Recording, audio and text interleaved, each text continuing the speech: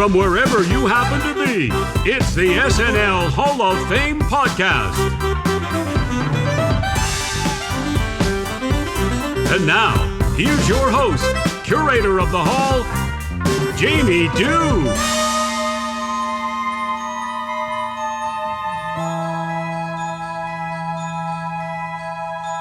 Oh, that is just beautiful. Some of you may wonder what it is that I have done in my life to be so deserving of being twinkled in like that each and every week. Well, I can tell you that I eat 3 meals a day and I get to sleep by 9 o'clock. So there's that.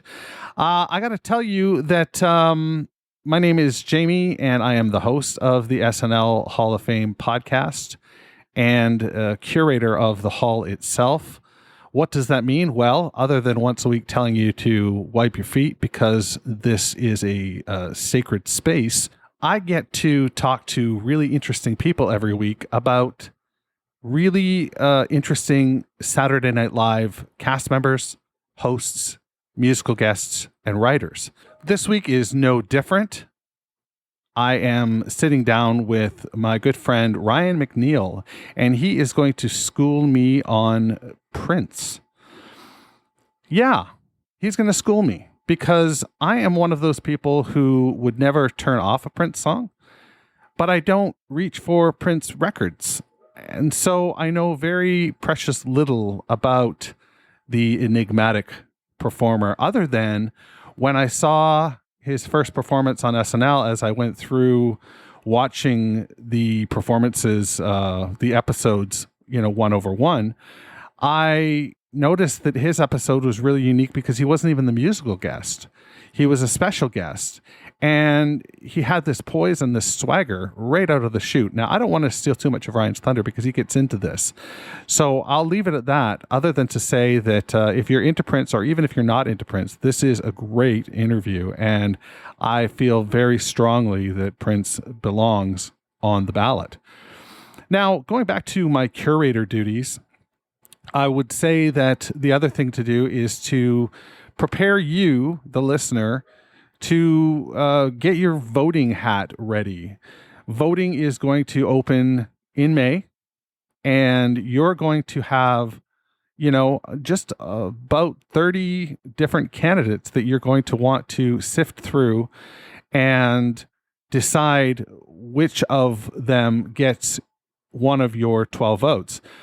That's right. You get 12 votes. You get 12 and 12 only. You can use them all. You can use as little as 1. You can use 5. It depends on what your criteria is for being deserving of the SNL Hall of Fame. I will then do some tabulation. And if a candidate hits 51% of all ballots, appearing on all ballots, then they will be inducted into the hall, which is pretty exciting.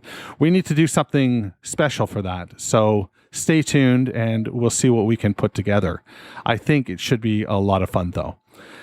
So that's what I have to say to you this week off the top. Why don't we get right into things here with my conversation with Ryan McNeil, where we talk about Prince.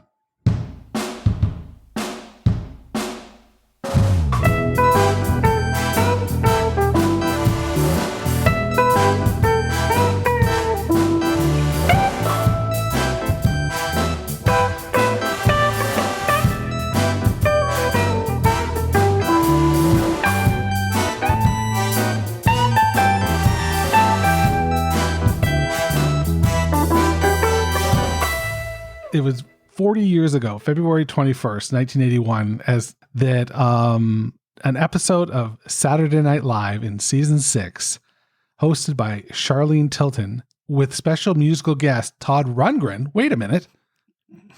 Prince shows up. And not only does he show up, but he shows up on the first episode ever that Mr. Robinson's Neighborhood appears. And Charles Rocket drops the F-bomb at the end of the episode to pay off the Who Shot CR angle. Yet, all these years later, 40 years later, that episode might be the most memorable for the performance of Prince Rogers Nelson. Prince, doing a performance of Party Up. So Ryan, clearly you can tell where I sit in terms of Prince being a Hall of Famer. But this isn't about me giving the nomination. This is about you giving the nomination. So where do you want to start? Dearly beloved, we are gathered here today to get to this man called Prince. His SNL lifeblood has so many oddities to it that it's kind of befitting a man who had so many oddities about him. For starters, the one that blows my brain because it so contradicts his brand. The man performed on SNL proper 3 times, plus a special that they did for their 15th anniversary. In all those appearances, he never wore purple. Which goes so, goes so far against this guy's brand. Wow. Yeah, I am lucky enough to have seen this guy in concert, and printed on the ticket for his concert, children, back when we printed our tickets, it read, wear something purple. Like he wanted the crowd to be, in that color. He never wore purple. So that's oddity number 1.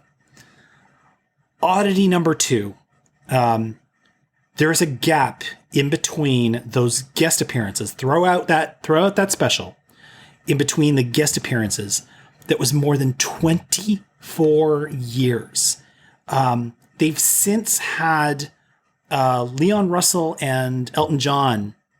I was going to say Elton John, but Elton John and Leon Russell, they performed together. They did a record together a few years ago. Okay. They performed together, and that broke streaks for both of them that were longer than 24 years. But for the longest time, Prince was the longest person to come to go in between performances, 24 years. That gap of almost a quarter century, besides the fact that we're talking about a show that lasted that long, it skips the crux of Prince's fame. This gap starts in 1981 and ends in 2006. So he never comes on to promote Purple Rain. He never comes on to promote Sign of the Times. He doesn't come on to promote the Love Symbol album. He doesn't come on to promote 1999. And just the one more oddity of it all is, we'll get to the actual songs that he performs later, but for a guy who has so many hits that he gave iconic songs away, his iconic catalog, if you had anybody create you a 20-song, 30-song playlist on, of Prince material, he skipped it all. His performances on this show, Party Up is kind of at the top of it, but the other songs that he performs, they're not exactly what one would call hits. And yet, they're not hits. No, and yet, absolutely. And yet, you watch these clips, and holy shit, does he slay. Every single, you don't care that you don't know the words. You don't care that you don't know when to ooh and when to ah and whatever. You don't give a shit, because it is just musicianship at its toppest, at its absolute peak. Well, tell me how you really feel. It was interesting as I looked at the list today and watched as many clips as I could. I was thinking that I didn't recognize these tracks, but I'm not somebody who would be earmarked as, a gigantic Prince fan. So while I know the low-hanging fruit, I might not know the fruit that is a little higher on the branch. And, I didn't want to say, well, I don't recognize these if that wasn't indeed the case. But to hear it from somebody who is a fan, that's good to know. That's pretty staggering for somebody who we're saying has a Hall of Fame career to come on and not necessarily have any, and please get ready to lunge at me, but to not have what might be called a Hall of Fame performance. Well, so here is where the difference comes in. Because I have watched bands perform songs that were like the top hit of that year. I've watched bands perform top hits of their careers, because as time goes on and you get bands on, their job is usually to play the new stuff when they get there. But a lot of times, if it's a legacy act, when it comes to that second number that they do at 12:45 or 12:50, some bands like to trot out something older just for kicks. Right? Bruce does that. U2 does that. Paul Simon likes to do that. They like to trot out a fan favorite. Prince has such confidence and swagger in his I love it. material. And Yes. more importantly, his bands, the bands that he gets to back him up, that he just decides we're going to play what we play. And you are going to love it because we're that good. And you do. You watch these performances. Anybody who calls up clips of Fury or Electric Chair or some of these other ones that we're going to talk about in a minute, I dare you to watch them and be bored. I've watched so many bands go on to SNL that I actually thought were pretty damn good. And the episode that was on last night was one of those instances. And they just fall flat in the live experience. Prince was basically created for the live experience, whether it's a living room or a bloody football stadium. The man knows how to put on a live show. He believes in real musicians making real music so much that he does not give a shit what they play, but they will play at their best. This is a man that can make it rain. When he needs it. Yeah, you can. It's, so Prince's career, for anybody who may just be a casual fan or may not even, I'm sure there's people who haven't given a crap about Prince in their lives, is a very interesting arc, because he was one of the seminal acts in the 80s, kind of in a box with only Madonna and Michael Jackson. You could put Bruce Springsteen into that box, but Bruce got a head start in the 70s. Of the 80s, it's just those three. And then in the early 90s, Prince takes a very long, strange walk into the wilderness. For all kinds of reasons that would take a whole other show. He does not like commercial music anymore. He does not like his deal with Warner Brothers anymore. He does not like radio anymore. And he just becomes this curiosity who, through it all, is still creating really interesting and really great music that, doesn't quite have that bubbly singles appeal that he was having for 15 years or 20 years. And he's just, he's still performing. He's still putting on all these shows. He's still showing up on award shows and doing this thing, but he's really wandering in the wilderness. So then we jump to 2004, and he has this incredible comeback. He gets inducted into the Rock and Roll Hall of Fame.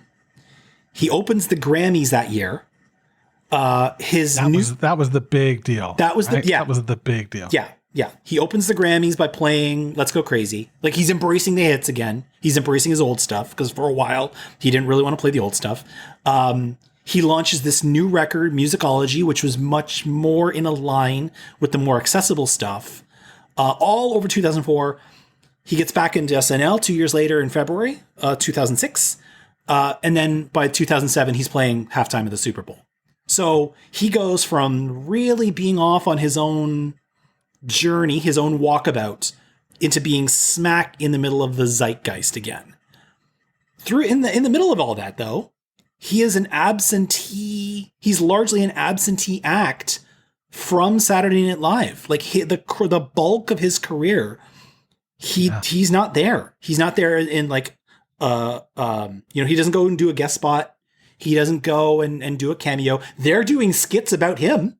Like, at one point, Fred Armisen was doing the Prince show He does it on the last episode with him. Yeah. The last time Prince showed up, Fred Armisen, who wasn't even in the cast at that point, does the Prince show, and everybody's like, okay, Prince is going to show up in the Prince show. No, Prince is not interested in that. Prince is not interested in that. Prince, this man's interests and this man's ideas of what is worth his time are so amusing. Like he will, but you would think he would have signed off on it. You would think in a subtle way. Anyway, it would have. You just think it would have been brought to him. I mean, like just on a politeness level. I'm sure it was. We're going to do this. I'm sure it was, and I'm sure he said it's going to be fun, but no thanks. Like, this is a guy who's performed with the Muppets. Okay, this is not a guy. Right. He like as stodgy as he seems in some of his attitudes. This is not a guy who is above having fun. This is a guy who did an entire episode of The New Girl. He is not a person who is above laughing at himself. So it's so strange, and to see this storied career that was humming for the same amount of time, almost like give or take a few years, that SNL has been humming, and have him be not a part of that. I mean, in the same, you can put it in the same sort of category that Michael Jackson was never a part of it. Madonna has shown up. I wonder if they would have been able to contain him. Prince or Michael? If he shows up in 1987 on SNL. Prince? Sure. Yeah. Oh no, I believe he was doing stuff. He was out there. He was around. He was talking on MTV. He was playing the awards. He's making music videos. He was around. I mean, that's a small studio. I just mean that's a small studio, and that's a big act. Yeah. That's a really big act. Yeah. At that point. So we get to that first clip you talked about of him in 1981 playing "Party Up" from his second record, "Dirty Mind." And now here's Prince.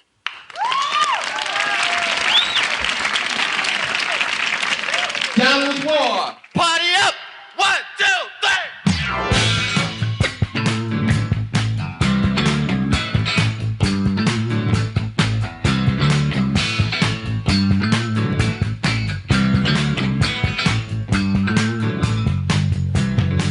We don't give a damn. We just wanna jam and party.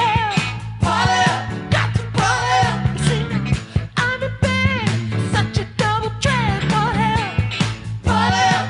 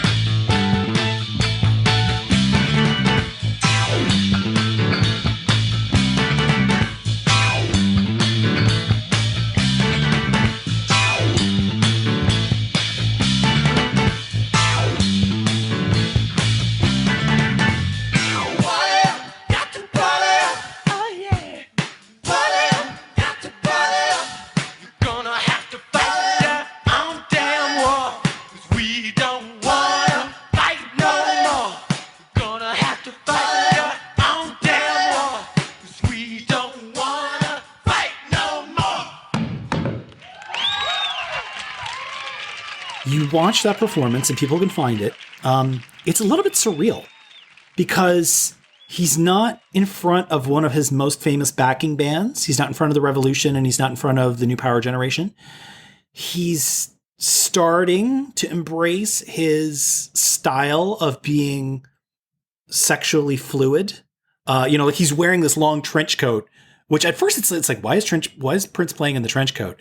And then every once in a while when it flies open, you can see that he's wearing, a teddy and like stockings. It's like, oh, okay. Gotcha. And through it all, like even though, like the song is not exactly, you're going to get like 20 numbers in before somebody brings up Party Up as one of his best songs.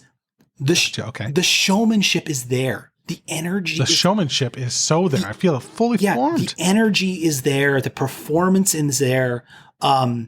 This is a guy, I count myself lucky to have seen him a handful of times. This is an artist who believes in being note perfect every single time. And it is. That first performance is spectacular. He just Todd Rundgren must have been furious that he was so upstaged. And it's incredible.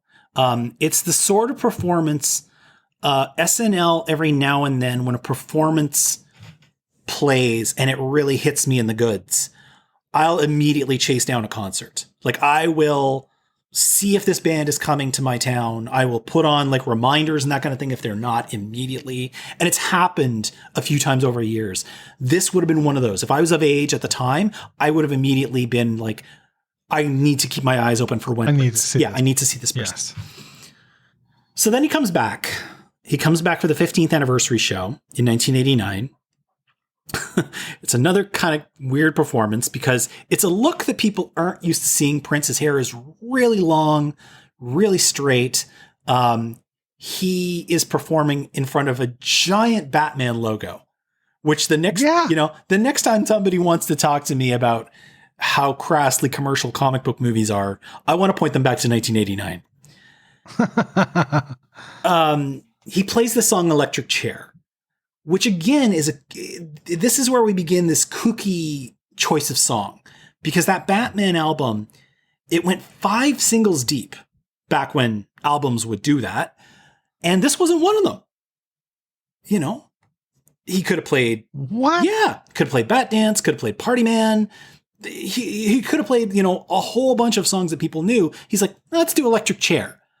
And once again, like he did with Party Up, he just gives it.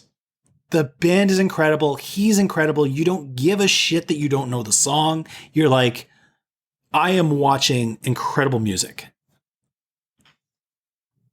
Wow. Yeah, I burned out my VHS tape. I had that special on tape forever and just watched the living heck out of it, and including the Prince performance. And I wasn't into Prince at the time. I was, that was like 1989. So I was probably listening to hair metal, so the exact opposite. But definitely that soundtrack, that Batman soundtrack, permeated my little world, and would have listened to it a bunch of times. And that performance, you just can't argue performance sometimes, when it comes to a really talented act like Prince. He's one of the best guitarists of all time. I do not say that lightly, and I know we could probably be here on a whole other show for who is and is not the best guitarist of all time, but he is one of the best guitarists of all time. And you want me to strap my axe on right now, don't you? And what I will say is every time he has showed up on the show, his guitar playing is on full display. Yeah. Yeah, from Party Up for sure. Yeah. So then he goes and takes his walk in the wilderness. 17 years go by. I love that. And he has this comeback with Musicology a couple of years ago. A couple of years after that, he releases this album, 3121. And I guess somebody had a favor to call in, or Prince owed somebody money, because now he's back on SNL. 24 years after his first appearance, 17 years after this special, back he comes. And he starts out by playing the song called Fury, which was a single, not the most, not exactly a famous single at that point. It wasn't exactly tearing up the charts. he gets the stage. He always got the stage looking interesting. That first performance when he was playing Party Up, that was the kind of typical, New York streetscape stage that they were putting everybody on at the time. After that, he always kind of has fun with it, whether he's doing the Smoke and Batman thing or Fury. He's got the whole place looking like it's like a flaming hellscape. Later on, he would just really go crazy with it with his Third Eye Girl show. And he's got these backup singers going through a full dance routine that you only see like on a Motown review. And the song just slays. His guitar playing is off the hook. His band is super tight. I dare anybody to watch his performance of Fury and not come away a believer in the Church of Prince. Amen. What do you think of the performance from season 40 when he showed up the last time? So this is where we got two things that happen now that really lay bare SNL's belief and love of Prince as a persona. At this point, we get three things that really lay bare SNL's love and respect for Prince as an artist and a persona. So first, he comes back in 2014 and he plays a medley of songs. He plays Clouds, Plectrum Electrum, he plays Mars, and he plays Another Love. And if you're thinking in your head, Ryan, you just rhymed off 4 songs. How the hell did he do that? Well, yeah, they give him 8 minutes in the middle of the show to play whatever the hell he wants. And again, they do rehearsal. They know they're not getting 8 minutes of Purple Rain, but they're still saying, yep, you know what? Do what you want. Advertisers be damned. You want to go out there and play for 8 minutes? Go ahead. It's offset slightly by the fact that he doesn't come back and play later, but to give one band 8 minutes at midnight, just do, again, whatever the hell they want. That shows live TV. That shows some real chutzpah. No hits, kooky choices. At this point, his backup band is Third Eye Girl. Killer musicianship behind him. His guitarist is incredible. His drummer is incredible. The band is all women. Prince has always been about empowering and propping up women with talent. You can see that throughout his career, and this is kind of the apex of that. He starts out this number behind a piano. He moves on to lead guitar, and again, he just wails. And you watch this performance, and from verse to verse, song to song, he just keeps raising the stakes until the crowd fucking loses its mind at the time that it's done. He knows how to manipulate an audience, and I mean that in the best way possible. At this point, he is a seasoned veteran of 35 years, 40 years probably. Yep. And he knows what it takes to, move people. Yep. He does. He absolutely does. And he knows that on paper, this shouldn't work. 8 minutes of 4 new songs. Like the running joke is the quickest way at a concert to send the crowd running to the beer stand is to say, we're going to play something new. Sure. You watch the aisles, people will flee. I've been at shows where a band plays an entire new album end to end, and it just doesn't compute. You don't know, you haven't heard the stuff yet. You don't know what's good, what's not. You don't know where the lifts are, nothing. It's a nice idea in theory, but it's such a weird experience. Prince is like, screw it. I can do this. I can play stuff they don't know. They won't care. They're going to be on my side by the time this is over, as if I've just done the When Doves Cry, Let's Go Crazy, Purple Rain medley. They will be. That's what's so great about it, is when somebody does have a catalog that deep and that rich, when they can play catalog numbers and make you forget about those chart busters, that is a real talent. So that's as far. Go ahead. sorry.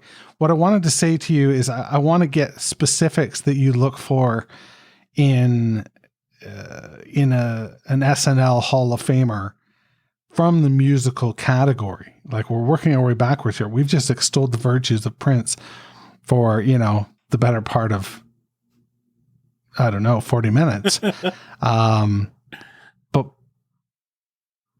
so that's why he belongs in the Hall of Fame. But why is he even nominated? What other things do you look for? We talked about it with, maybe I don't need to go here. Well, but yeah, I do. I want to know, I guess I want to know your methodology. Okay.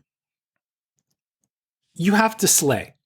It's that simple. You are given 5 minutes on national broadcast live, like no net. It doesn't matter what genre you are, whether it's your first album or your 21st album, you have 5 minutes to go out there and kill. And throughout SNL's run, they have had acts that have killed. They have had all kinds of other acts that are either okay or just fall so bloody flat. They have had other moments entirely which become part of the pop culture language that I don't think merits Hall of Fame induction. So I'm thinking about stuff like Elvis Costello stopping his song. I'm thinking about stuff like, obviously Sinead O'Connor ripping up the picture. There's all kinds of these sorts of moments. I'm thinking of even like Radiohead just screaming their way through the last verse. There's all kinds of these moments that become something else. Ashley Simpson, of course, for getting caught lip syncing. These are a whole other beast. My criteria for a Hall of Fame performance is you've gone out there several times and you've just killed. And, you've been to enough live shows, pretty good from kill. Every single time, regardless of the fact that he's not playing the hits, Prince would kill. The two other moments where you can tell what Prince meant to this show in terms of his talent and their respect and their fandom is SNL had this 40th anniversary show and they had this after party. Prince plays this after party. There's clips online where you can find where he where he plays this after party at the Plaza Hotel in New York, and Jimmy Fallon is the MC. He's calling up legends onto the stage. He's calling up Paul McCartney to play. He's calling up Dan Aykroyd to play. He's calling up Taylor Swift to play and Debbie Harry. And at the end of this after party with capital A-listers like Jay-Z and Beyonce are there. At 4:30 in the fucking morning, Prince closes the show by finally playing a hit, by finally playing Let's Go Crazy for friends and family, like not live on TV, just for people there. This footage exists online. It's very easy to find. And if you watch this clip, you will see people like Chris Rock and Maya Rudolph and Emma Stone and Bill Murray and Haim just lose it. It's as though they are on stage with God. And these are people who are preconditioned to act cool at every turn. They don't give a crap. And the irony of it all is that it was caught on footage because Prince is notoriously shy about cell phone footage. So the fact that this footage even exists is crazy. And the last moment that you can tell this artist's respect and esteem within SNL is,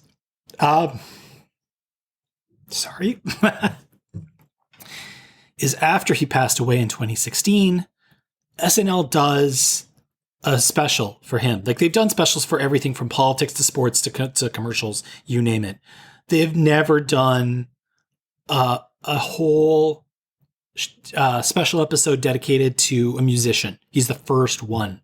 And SNL has deep roots with the bands that come on. U2, Bruce Springsteen, Paul McCartney, George Harrison. They've got some really, Tom Petty. They've got some really, really deep connections with a lot of these acts. They have never once dedicated half an hour on TV to talk about how much they loved one particular act. And they did it for Prince after he died in 2016. Well, if that doesn't tell you all you need to know about why Prince belongs in the SNL Hall of Fame, then I don't know what I can tell you. But ultimately, it will come down to you to vote, and we'll see how that turns out. But Prince is officially now on the ballot, and we'll see how it turns out. Thanks a lot, Ryan. Take me away.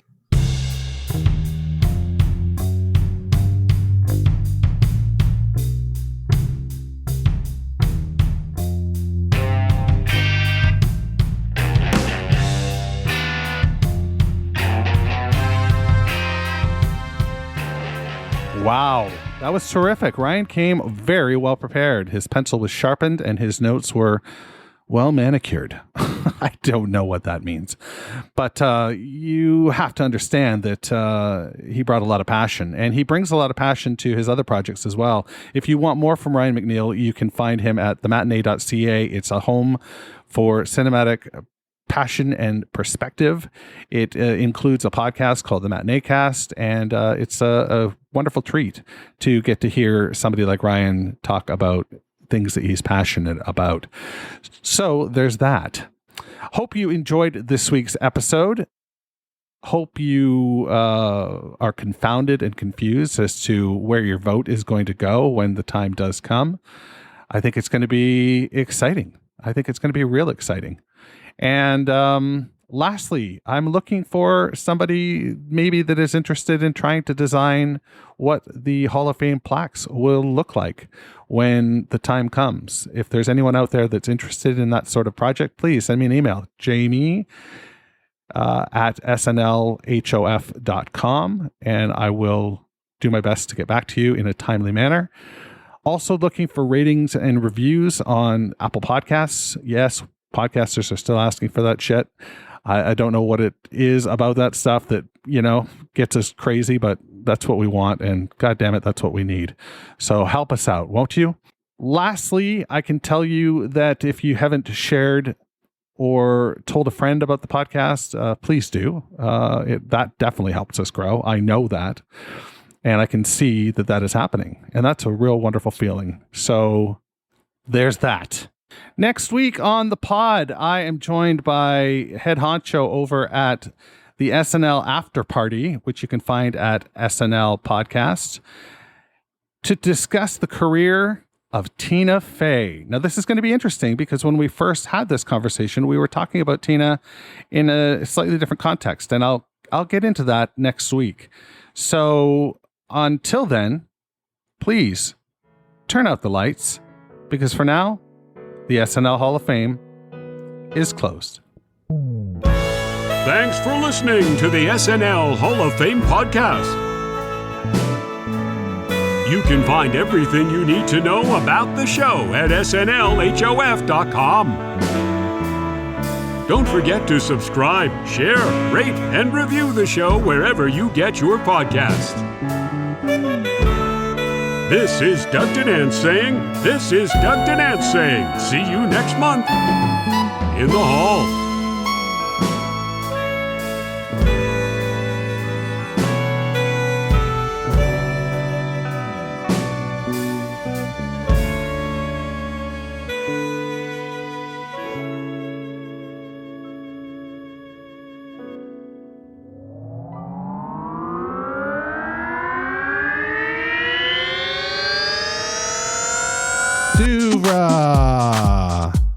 Podcasts and such.